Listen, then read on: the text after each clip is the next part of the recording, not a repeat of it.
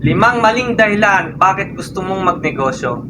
Siguro empleyado ka na nag-iisip na makapag-umpisa ng sariling negosyo o isa kang tao na nasa bahay na maraming free time para makapagnegosyo. Pues sa video na to, pag-uusapan natin ang mga maling dahilan bakit gusto mong magnegosyo. Sa mga hindi nga pala nakakakilala sa akin, ako nga pala si Ruben de la Vega, dating OFW, empleyado, at ngayon ay nagpapatakbo ng isang maliit na negosyo. Bakit ko ginagawa to? Ginagawa ko to para maibahagi sa mga iba ang aking karanasan sa pagpapatakbo ng isang maliit na negosyo. Tara, umpisa na tayo.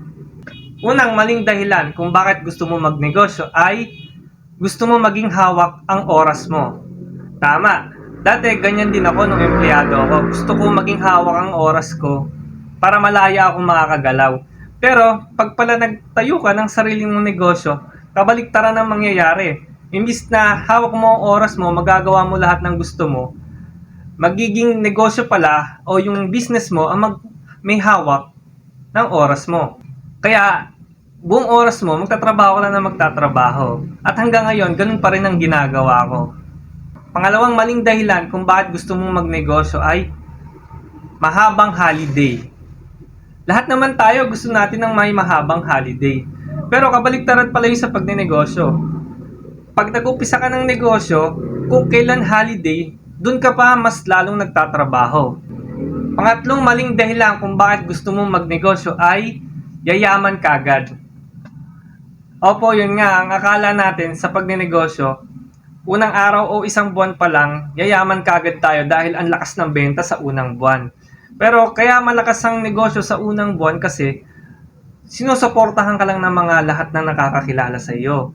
Pero pagkatapos ng unang buwan, o swerte kahit hanggang pangalawang buwan, sinusuportahan ka ng mga nakakakilala sa iyo. Pagdating ng pangatlong buwan, pang-apat na buwan, pang-limang buwan, diyan na natin mararamdaman yung tumal.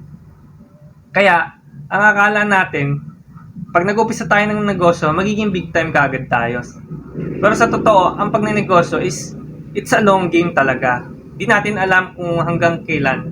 Pero sigurado, basta hindi tayo tumigil, darating din tayo doon. Pang-apat na maling dahilan kung bakit gusto magnegosyo ay maigsing work time. Kasi akala natin pag nagnegosyo tayo, paupo-upo lang tayo, patawag-tawag lang. Pero kabaliktaran pala yun. Pag pala nagnegosyo tayo, mahabang oras ang ilalaan natin dito. Pagtatrabahuhan talaga natin para mapagtagumpayan yung negosyong binubuo natin. At panglimang maling dahilan kung bakit gusto mong magnegosyo. Gusto natin takasan ang mundo ng pagiging empleyado. Kung alam lang natin, bago tayo umalis sa pagiging empleyado, yung papasukin nating mundo at ito ay ang pagnenegosyo, napakahirap pala. Kung ang pag-alis lang sa pagiging empleyado yung magiging dahilan natin, mas masarap pang wag na lang tayo umalis sa trabaho natin. Dahil sa mundo ng pagnenegosyo, puro hirap ang una nating dadanasin dito. Kaya kung hindi tayo prepared na danasin lahat ng 5 bagay na nasabi sa atin, mag-isip-isip muna tayo. Kung may man nagustuhan ka man dito sa video na to, please comment down below at paki-like na rin tong video na to. At kung meron kang gustong pag-usapan natin sa mga susunod pang video uploads, please comment it down below din, pag-uusapan natin to. At ako nga pala ulit si Ruben de la Vega, ang nagsasabi, ang pagnenegosyo ay hindi pabilisan. Ito ay patagalan, magsawa at sumuko. Basta bangisan lang natin araw-araw. Yun lamang po, salamat.